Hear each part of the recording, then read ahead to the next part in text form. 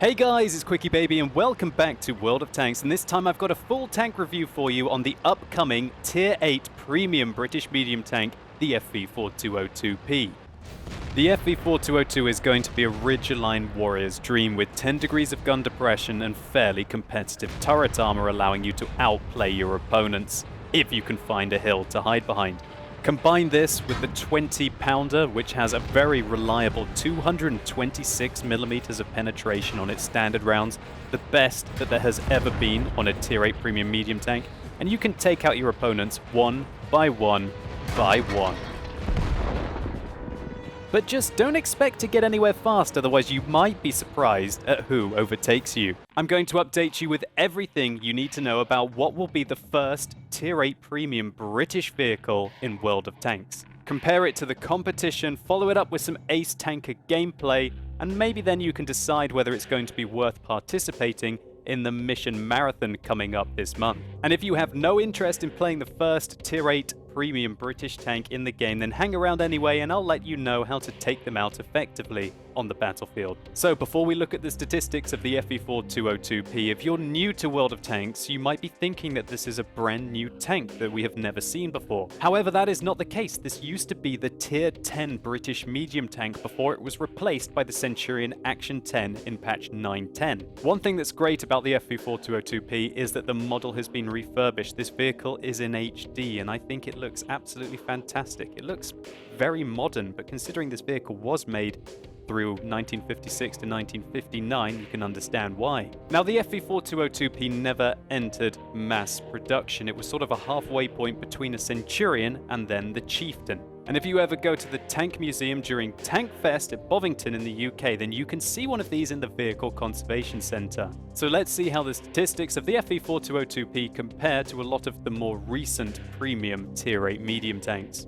So here we have the FV4202P, the Panzer 58 Mutz, the AMX CDC, the T54 first prototype, and the T26 E4 Super Pershing to compare with, all Tier 8 premium medium tanks, but I'm also going to add in a Tier 8 non-premium heavy tank, the Carnarvon.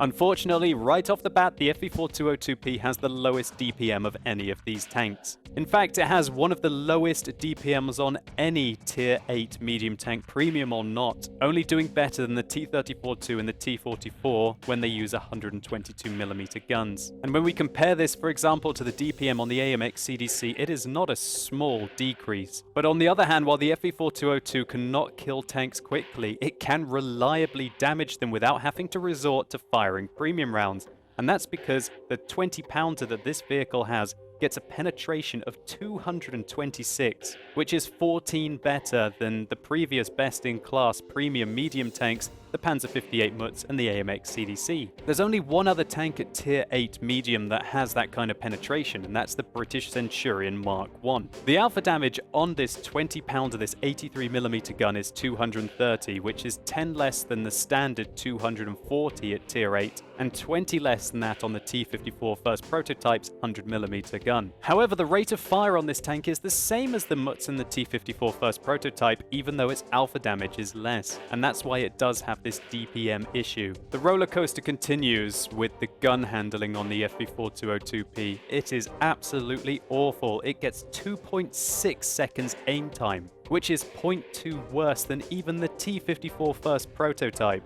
The accuracy as well, while it's not terrible, it's not exactly brilliant. It's 0.35. Which is worse than the AMX CDC, only slightly better than the Mutz and the T54 first prototype, and way worse than the 0.32 accuracy that this 20-pounder has when it's mounted on the Carnarvon. Well, how about the dispersion when moving the hull? Well, it's 0.22, which is the same as the T54 first prototype, slightly better than the Super Pershing, but much worse than the CDC and the Mutz. And as we can see here, the turret traverse is worse than all of these other tanks in this comparison, and horrifically worse than the Mutz, at 0.18 rather than 0.1. However, thankfully this tank does have 10 degrees of gun depression and 20 degrees of gun elevation, which gives it a lot of flexibility to work ridge lines. A bit like all of these tanks apart from the T54 first prototype. So how about the mobility for the FV4202P? Well, this is where it gets really ugly for this tank because it has the worst top speed limit of any medium tank Tier 7 and above. Here they all are, all of those medium tanks, tier 7, 8, 9, and 10. And at the bottom we have the FV4202P with a top speed limit of 35 kilometers an hour, which is 5 kilometers an hour worse than even the Super Pershing. And this is a massive limitation for this tank. It prevents it from relocating faster than a heavy can, which is kind of the role, in my opinion, for a medium tank on the battlefield. I like to analyze the maps, see where my team needs me, and have the speed to be able to get there. I love the flexibility of medium tanks, how you can adapt to the situation, and that top speed limit on the FV4202P certainly isn't going to allow you to do that. This tank also gets a very bad engine, 510 horsepower. That's nearly as bad as the Super Pershing, which gives this tank the second worst power to weight ratio of any tier 8 premium medium tank. So let's put some of these tanks in a drag race. Here we have the Panther 88, not one of the fastest tanks with regards to its horsepower to ton, the FV4202P, and the Super Pershing, which really is more of a heavy tank than a medium, and Greased Lightning over here, the AMX CDC. And they're off. The FV4202 is keeping up with the Panther 88, with the Super Pershing lagging behind, unsurprisingly. The CDC, however, is racing off into the distance, doing a bit of a wiggle, and insulting him by raising his gun. Now, the FV4202 caps out at 35 kilometers an hour, while the Panther 88, which is not limited to 35 kilometers an hour, is able to race on ahead.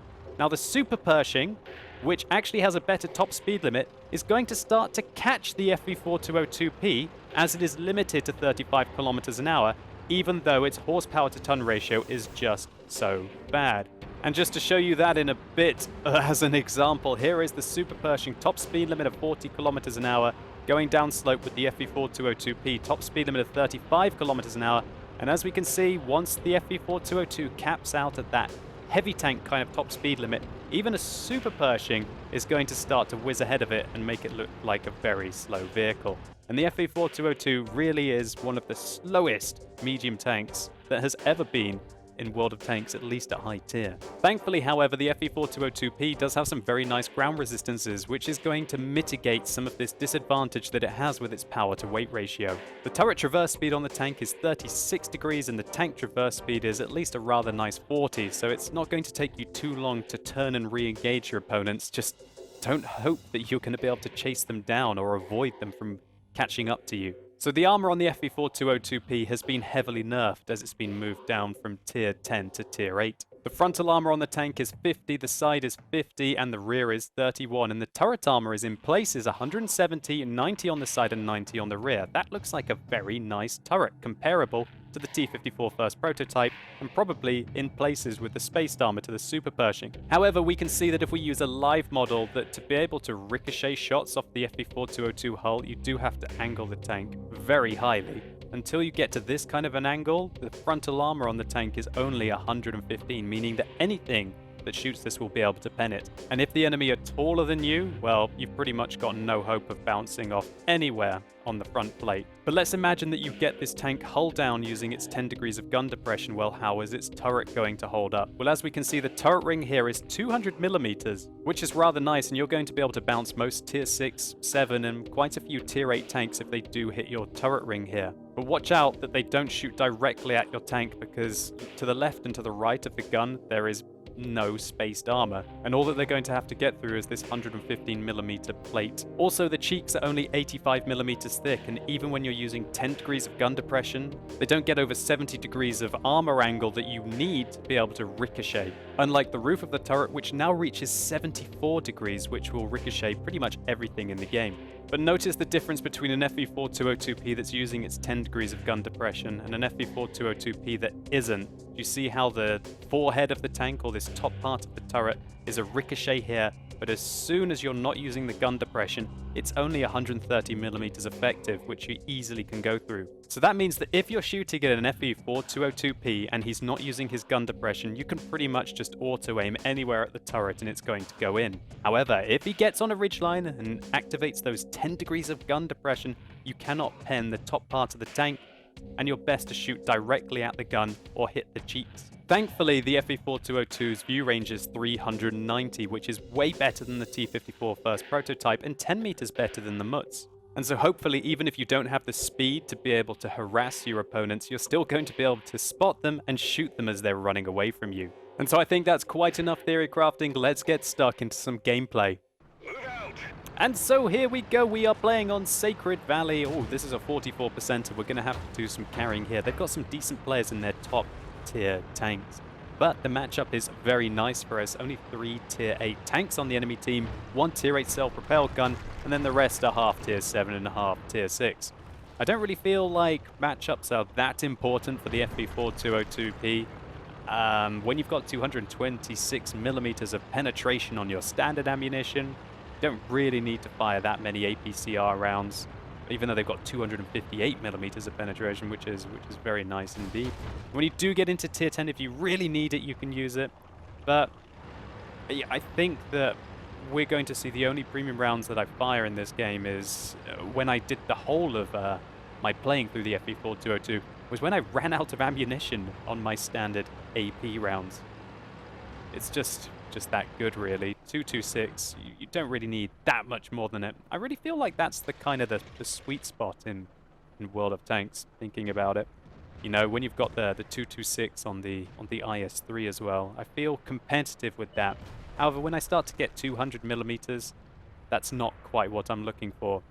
And I have to admit, in this position right now, I am in my option settings customizing things, because obviously I'm not playing on my own account here. I'm playing on FV4202 and all of my settings in the game were messed up. So right now what I'm doing is this. I'm going into my marker settings. I'm changing them how I like my marker settings. And then I notice that I get spotted and I start to get shot at and I panic and I come out.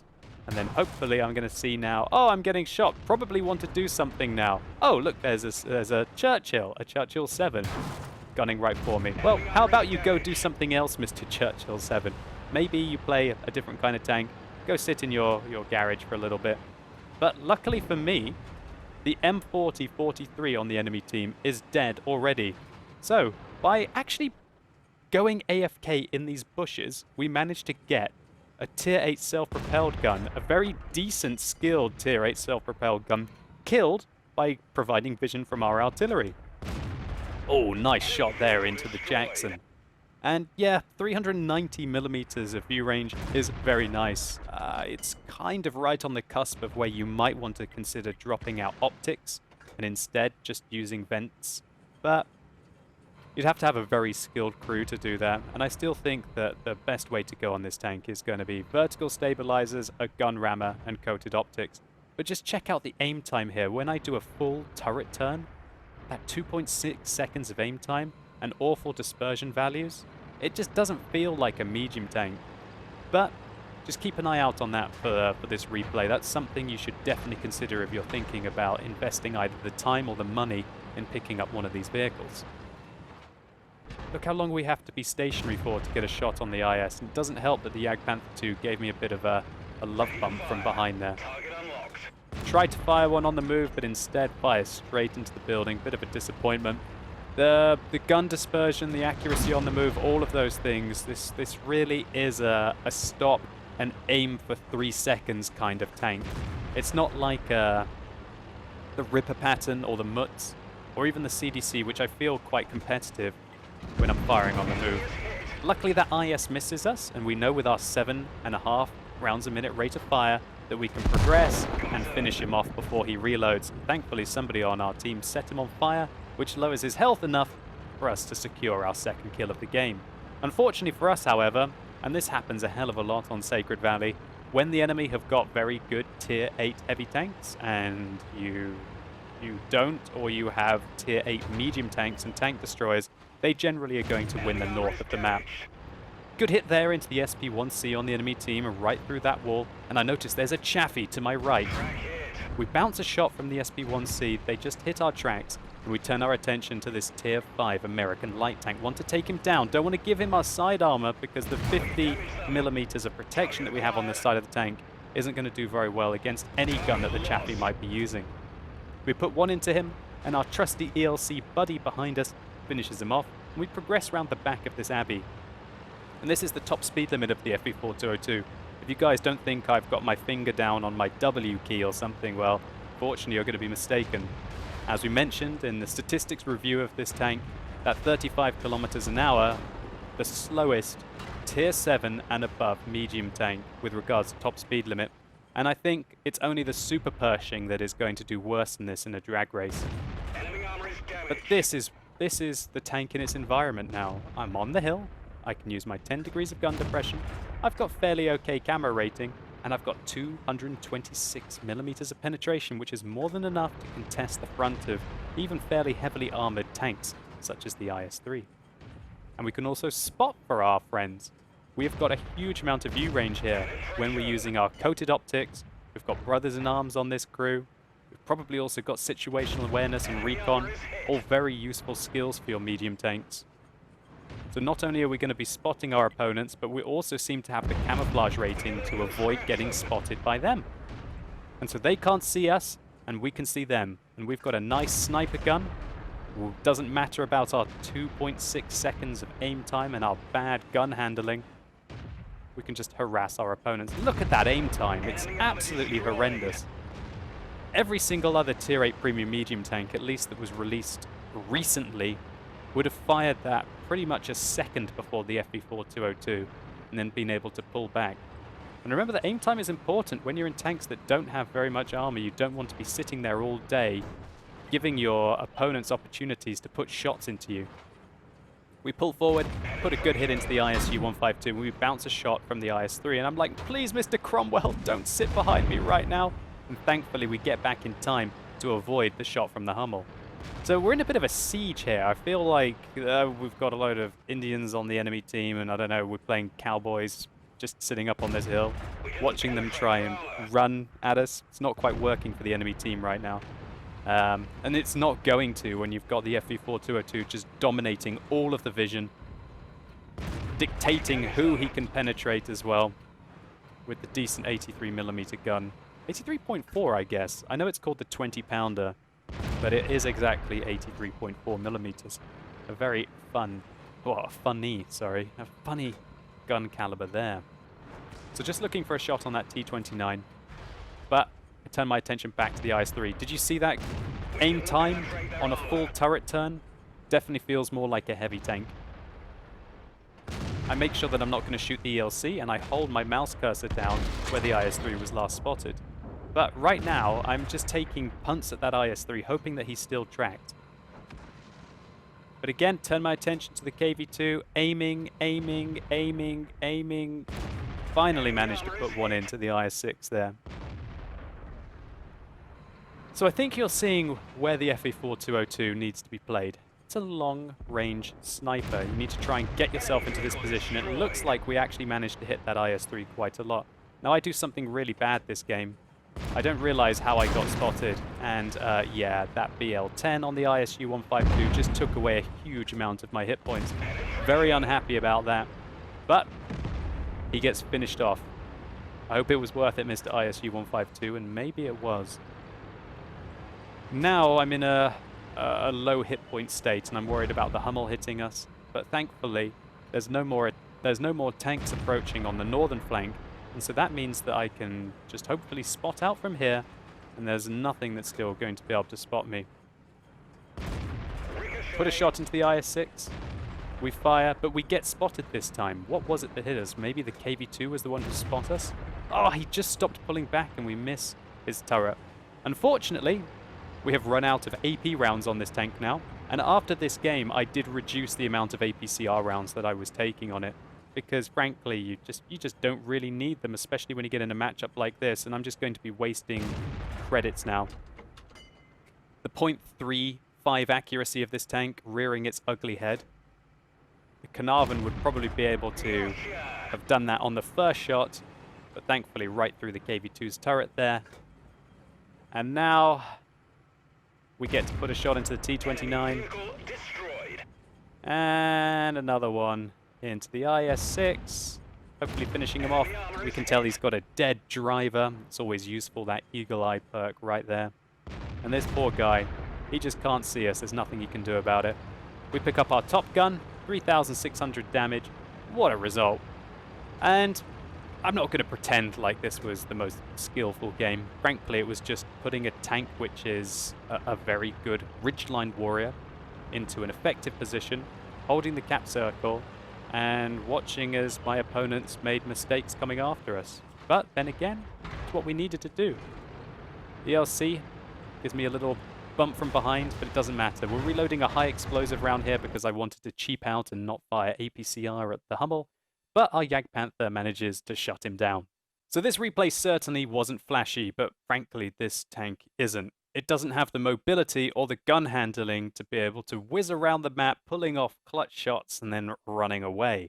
This tank isn't trying to pretend to be the AMX CDC or even the Panzer 58 Mutz. It's simply a slow tank with poor gun handling, albeit with a very reliable 20-pounder and a sturdy and flexible turret. One thing that I should mention is this turret ring is so prone to damage, and I guess that's because it is very prominent. Quite often, I'll use my repair kit repairing the turret, and then it'll be damaged on the next shot that I take. And here's a good example of taking turret ring damage in this tank. The first shot that hits us from the SP1C jams our turret.